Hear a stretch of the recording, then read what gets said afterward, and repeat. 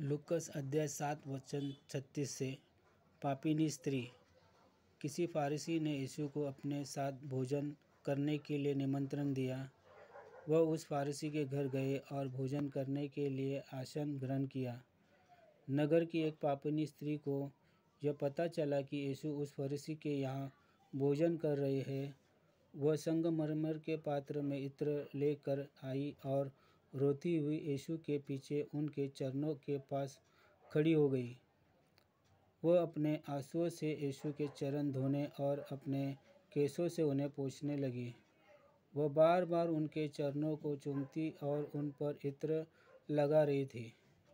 जिस फारिसी ने यीशु को निमंत्रण दिया था, उसने यह देखकर मन ही मन कहा, यदि यह आदमी नबी होता तो अवश्य जान जाता कि जो स्त्री उसे छू रही है वो कौन और कैसी है। वो तो पापिनी है। इस पर यीशु ने उससे कहा, सिमोन, मुझे तुमसे कुछ कहना है।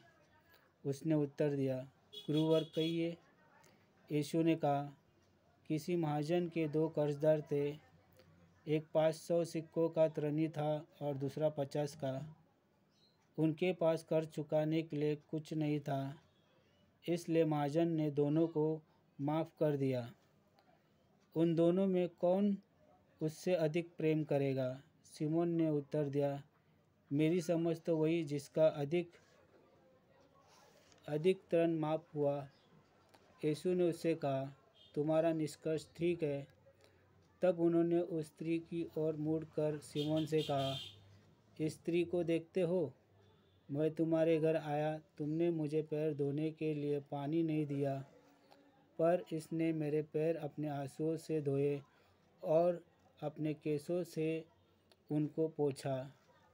तुमने मेरा चुम्बन नहीं किया, परंतु जब से मैं भीतर आया हूँ, यह मेरे पैर चूमती रही है। तुमने मेरे सिर में तेल नहीं लगाया, पर इसने मेरे पैरों पर इत्र लगाया है। इसलिए मैं तुमसे कहता हूँ, इसके पाप जो बहुत है क्षमा हो गए हैं, क्योंकि इसने बहुत प्रेम किया है। पर जिसे थोड़ा क्षमा किया गया है, वह प्रेम भी थोड़ा करता है। तब यीशु ने उस स्त्री से कहा, तुम्हारे पाप क्षमा हो गए। साथ भोजन करने वाले एक दूसरे से कहने लगे, यह कौन है जो पापों को भी क्षमा करता है? पर यीशु ने उस स्त्री से कहा, तुम्हारे विश्वास ने तुम्हारा उद्धार किया है। शांति से जाओ। आमीन।